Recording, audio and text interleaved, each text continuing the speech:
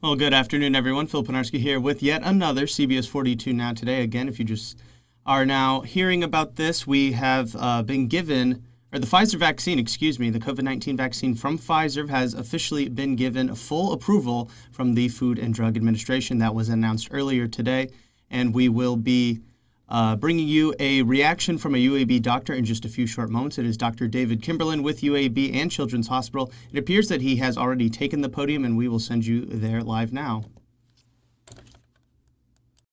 How very dark things are for Alabama right now. Really, I would say the whole entirety of the South. We need some good news, and so this one is a more uplifting kind of set of information to pass along. And that's what has already been stated today with an earlier press conference. And then also, I'm sure with y'all's own news releases, the U.S. Food and Drug Administration has, as of today, approved the Pfizer vaccine, the Pfizer mRNA COVID vaccine, for use in people 16 years of age and older. And that is a really positive development. And it's one that I hope will have some importance to at least a portion of, I hope a large portion of those people who have up until now not elected to receive the vaccine. This full approval by the FDA is an even stronger affirmation of what we've known from the time these vaccines were authorized, starting very late 2020 and into 2021. And that's that they do a phenomenal job preventing severe disease, preventing hospitalizations, preventing deaths. The data we had the longest or the farthest amount of time to follow on was for Pfizer, and I guess Moderna as well, but for Pfizer, 16 years of age and older. And that's why the authorization was moved to an approval for that age group, for the 16 years of age and over. It remains authorized, that vaccine does, for pediatric adolescent patients 12 years of age through 15 years of age. But it is not yet authorized for use in children under 12 years of age, which brings me to a very strong cautionary statement I want to make.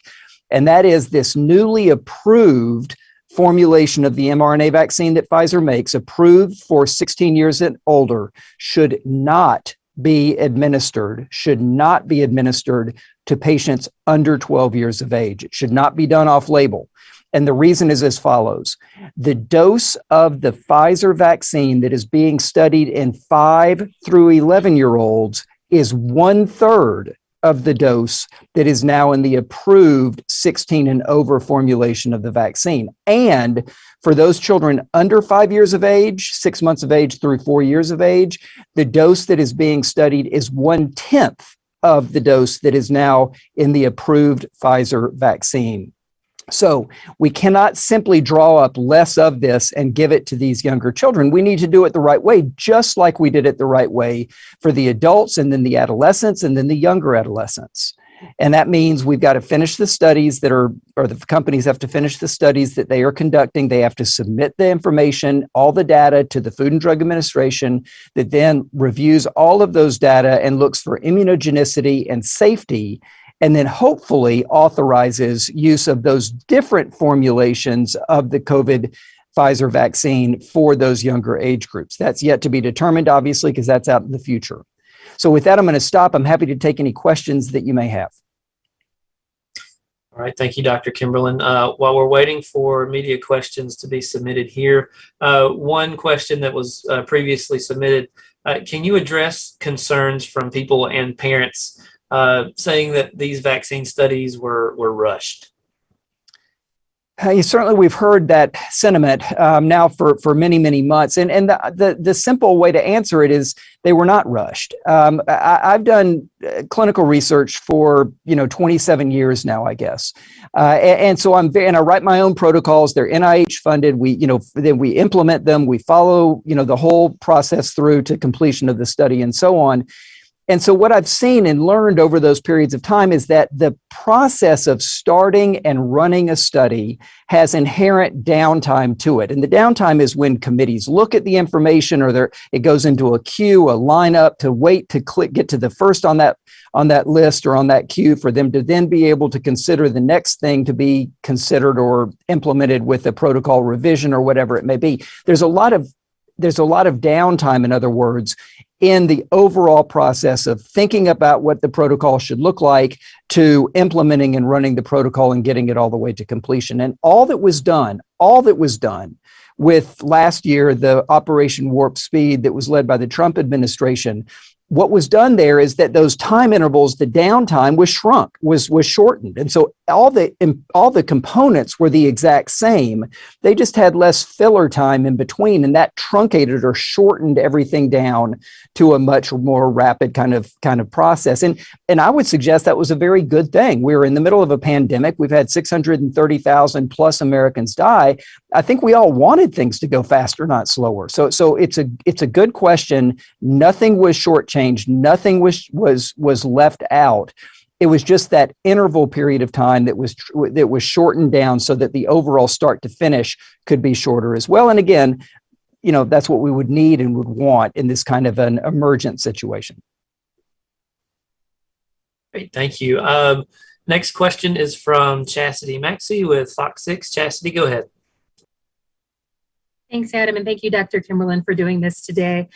So I have two questions kind of related to each other. Can you talk about what does it actually mean for a vaccine to have full FDA approval? And can you clarify again, is that for 12 years and older, or is that for 16 years and older? The Pfizer approval that was issued today is for 16 years of age and older.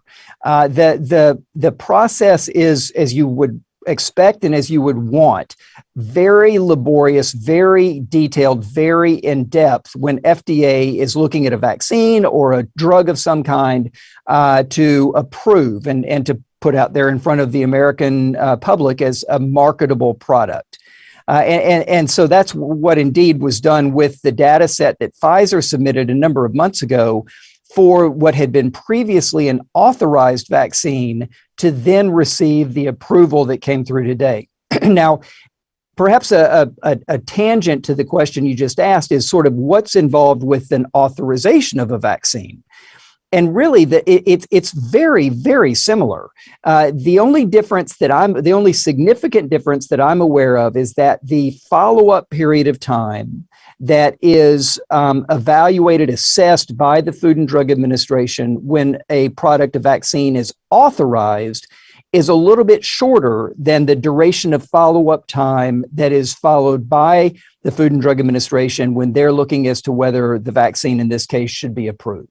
And so it was more the follow-up to those subjects, those patients that were on the original study back in 2020 to continue to watch and see how they did following the vaccination that led to the ability to fully approve it today. Okay, so there's probably no way to know when exactly it will be fully approved for those who are 12 years and older. So does that mean that they're still under emergency use authorization for those 12-year-olds? For the 12 through 15 year age group, that's correct. They still can and should receive the Pfizer COVID vaccine, but for the 12 through 15 year olds, it's under emergency use authorization, whereas for the 16 and over, now as of today, it's as a fully approved product.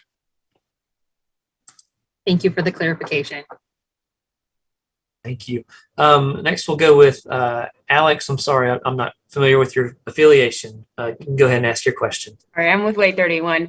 Just a quick question. I mean, obviously, the Delta variant is something that we really haven't seen since the start of this pandemic. We've seen more kids getting sick, more younger people getting sick. Talk about the threat of the Delta variant and the difference in symptoms you might see when you test someone who's been vaccinated versus someone who hasn't been vaccinated. This Delta variant, as your question, suggests, it's a different kind of virus than not literally. I mean, it's still the coronavirus, but it is mutated in such a way, evolved in such a way that it spreads exceptionally easily from one person to the next. And at least in part, the reason for that is when someone gets infected with the Delta variant of COVID, the amount of the virus in that person's nose is 1,000 times higher, 1,000 times higher than it had been if that person had been infected with the original strain of the coronavirus last year, for example. So it very rapidly increases in the nose, and most likely that's what leads to at least contributes, if not completely leads to the ability of that particular Delta variant of the virus to spread between people so rapidly and so efficiently. The only virus we know of that's more right now that's more efficiently spread between people than the Delta variant of the SARS-CoV-2 virus is measles, and measles is like a heat-seeking missile in terms of finding people who are still unvaccinated or uninfected. So Delta is a very concerning move or turn of events for us, no question about that. And I think we're seeing that across our state. We're seeing it in our pediatric hospitalizations now. As you know, Alabama is number one in the country in the rate of pediatric hospitalizations due to COVID. Number one in the country in pediatric hospitalizations. We are in a very, very, very difficult place right now. And I have some serious concerns about what these next weeks hold for all of us. And that includes the pediatric side, but I would also expand that and extend it out to the adult side as well. So the Delta variant is quite a bit different. Now, what we don't yet know, and there's a lot we don't yet know as well. We don't yet know whether or not a given patient, a given child, for in this example, who's infected with Delta is more likely to have severe disease than if they had been infected with an earlier version of the COVID virus. We do know, though, that the number of patients that are pediatric patients and adult too, but pediatric patients that are coming in to our hospitals is much higher than it was with the earlier versions of the virus. And so that could be because it's just so much more easily spread, and therefore it's the same percentage that are really sick, but the overall numbers are bigger, and so the overall numbers that are really sick are bigger. It could be because the virus itself is more aggressive as well. I would suggest that really doesn't matter. We're left with the same reality, and that is that way too many children are seriously sick from this. Now, that's the challenging side. The good news is we now have for 16 and 17-year-old adolescents, the Pfizer vaccine that is approved for use. We now have continue to have the 12 through 15-year age group where the Pfizer vaccine is authorized for use. So we can get vaccine into adolescents' arms, and we need to do that, as well as all of their family members and the school teachers and so on and so forth. Everyone who's 12 and over who's not yet vaccinated needs to get vaccinated. And then number two is we need to wear masks, and we need to wear masks inside. And that's whether you're vaccinated or not, because someone who is vaccinated can still get the Delta variant. They're going to be a whole lot less likely to be sick, and to certainly have a whole lot less likely to be severely sick or to be at risk of dying. But they can still have a lot of it in their nose, and therefore they probably can transmit it to others as well. So that's why we all have to mask, because we don't know who is symptomatically infected or asymptomatically infected at this particular moment in time. Thank you. Next question comes from Cassie with WBRC. It's a two-parter. Can you talk about the risk of exposure to babies and newborns? Should they be in public? How is it affecting them? And then secondly, are children treated with monoclonal antibodies? I'll take the second one first. The authorization for the monoclonal antibodies, the COVID antibodies, the Regeneron antibodies that you've heard so much about, that authorization does extend for 12 years of age and up. So people with the risk factors who are 12 and over can receive the Regeneron monoclonal antibodies. Under 12, it's only in research settings where they can have access to that. Now, the first question, remind me again, was? Yes. Can you talk about, excuse me, how COVID is affecting babies and newborns and the risk they have being in public? Generally speaking, the premise coming into, or the understanding coming into this new period of the pandemic, the Delta period of the pandemic, if you will, the premise or the understanding was that younger children, and especially toddlers and younger than, infants and toddlers, were a lot less likely to be sick. And that may still hold true. That said, we have neonates in the intensive care unit and on the general wards of Children's of Alabama, or have over these last couple of weeks. And so it is possible that they can be sick enough to need to come into the hospital because of the symptoms that they're having. So I wish I had a number to give to say that a baby is X percent likely to have severe COVID or need to be hospitalized. We don't yet know that information. I think over time we will, but we haven't had enough experience, enough time period yet since this Delta variant came on so strong starting in May and then really accelerating through June to be able to know to answer that question. Now, here's what we do know, though. We know that the COVID vaccines are safe and highly effective in pregnant women. And we have had a number of newly delivered women who have died from their COVID disease, and their babies are going home with their dads, or maybe even dad has died as well, and they're going home as an orphan. So number one, moms should receive the COVID vaccine during pregnancy if they're not previously vaccinated. That's for their own health, but it's also for the health of their babies in two different ways. Women who are infected with COVID disease are more likely to deliver a premature baby. That's been shown throughout this pandemic. And if the baby is born prematurely, even if that baby does not develop COVID themselves, they still have all of the problems that a premature baby can have. And you do not want that to happen. I mean, every pregnant woman knows you want to make it all the way to 37, 38 weeks, 40 weeks of gestation before you deliver. So that's number one. You can avoid the prematurity because you're avoiding the mom getting COVID because the mom's getting vaccinated and the vaccine prevents her from getting COVID. And then the other thing that we know is that women who are vaccinated, well, the antibody that they make against the COVID virus passes across the placenta and tanks up the fetus so that when the baby is born, the baby herself or himself also has antibody. In this case, it's mom's antibody to be able to fight off the COVID virus if they are exposed. And those same antibodies are in mother's breast milk. And so a woman who is vaccinated during pregnancy or was vaccinated before pregnancy and who breastfeeds is really maximally impacting the health of her child in a positive way and protecting that child as much as possible. Now, in terms of the public going out in public, I got to say this, it's frustrating for all of us the way we've had to kind of dial it back. We had that taste, if you will, of freedom in June and moving into July, and we don't have that anymore. And it saddens me that that's the case. It is the reality, and we've got to deal with reality here. And so I think, as would be the situation with any newborn baby, you wouldn't want to take a baby under a month or two of age out in public or to Walmart if you can avoid it at all. And I really would try to avoid that as well during this pandemic.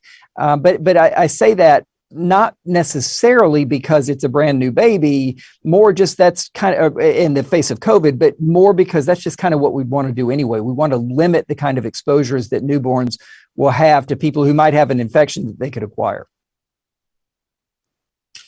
Thank you. Next question. The first phase of this pandemic, we thought kids were pretty immune. There wasn't a lot of cases in children. Why are kids such a focus and concern now? I think I'm going to answer that with a couple of things. Number one, it's because of the numbers. The likelihood and the likelihood of and the severity of children getting disease from COVID is simply different with the Delta variant than it was with the earlier versions of the virus. Now, so the virus has changed here. That's the reason we're having this conversation and why this very good question is being posed. I will say one thing. I'm going to push back a little bit. I know the premise of, or the sentiment of the question was the perception, but we still had, 350 or so children die in the United States from COVID since the beginning of the pandemic. And that was before Delta started coming on strong. Don't have numbers yet for the Delta variant because, again, it's just been the last month or two, and it takes a while for those numbers to get into the system and for us to be able to analyze them. COVID was the 10th leading cause of death in children last year. So children are less likely to die than adults. There are a lot less children than adults. So the overall raw numbers might not look quite as impressive, but COVID has never been a cakewalk for children. And this Delta variant especially is something that's very, very concerning for us. Thank you. Next question is from Kim Chandler with the AP. Do the children or teens being hospitalized with COVID typically have pre-existing conditions? And what are your thoughts on whether Delta is harder on children, or are we seeing more pediatric cases because of its contagious or more contagiousness? Yeah, I don't know about whether the virus itself is. We definitely are seeing more severe disease and larger numbers of severe cases with Delta. That's a given. And so then the reason for that is it that it's just hyper transmissible and so many more children are getting infected, whether is that, part of what it is, or is it because of the virus itself is more aggressive, causes more severe symptoms and disease courses, as some part of the virus and the mutations in the virus, or is it some combination of the two? And we don't know the answer to that yet. So that one we need to give a little bit more time and try to sort through. And then, Adam, you can tell I don't do as well with these two-part questions. Give me the first part one more time. Yes. Do the children or teens being hospitalized with COVID typically have pre-existing conditions? About 40% of children admitted with COVID, and these are the most recent data that I've been able to see, about 40% have no pre-existing conditions. So about 60% do. So that's about half and half. So unlike, early in the pandemic where we focused so heavily on, obesity or diabetes or, asthma or whatever it may be, what we have found over more recent months is that really almost half of children don't have any of those. They are normal children playing outside, with friends or with family one day, who then get sick a little bit the next day and then end up in the hospital in the intensive care unit. So the pre-existing condition consideration is much less of a determinant when it comes to which child is going to go on and get really, really sick. It still is a determinant in terms of who might qualify for the monoclonal antibodies, though, because those are in, they're not, I wouldn't say short supply, but they're not unlimited in terms of their supply. So we want to prioritize who might be a little bit more likely to get sick accordingly. All right. I think we'll do one last call for questions. We have a hard stop at 2:30. All right. Seeing none, I think we'll go ahead and wrap it up there. Dr. Kimberlin, thank you so much for your time, and we will provide a recording for this shortly after. Thanks again, and have a good evening. Thank you.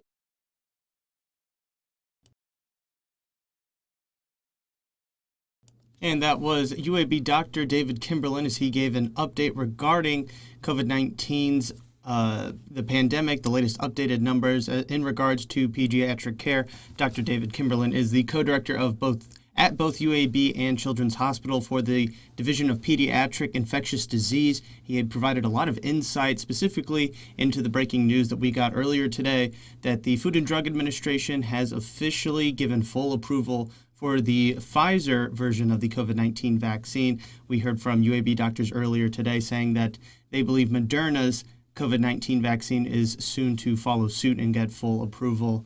That full approval from the FDA for this Pfizer vaccine is for only those who are 16 years and older, but there is still an emergency use order from the FDA, emergency use authorization from the FDA for all those ages 12 to 15 as well. So if you're over the age of 12, you are still allowed to get the vaccine. They are still doing tests to see if younger people should be getting the COVID-19 vaccine at this time, but 12 to 15 are still allowed to get it, but it is finally fully approved by the FDA for those 16 years and older. We are going to have a full recap from Dr. Kimberlin over on our website, cbs42.com, in just a few short moments, and you can also be alerted whenever we do have these expertise panels from UAB or Children's Hospital or anywhere else across the country. Dr. Scott Harris is likely to speak on the approval of the FDA later on this week,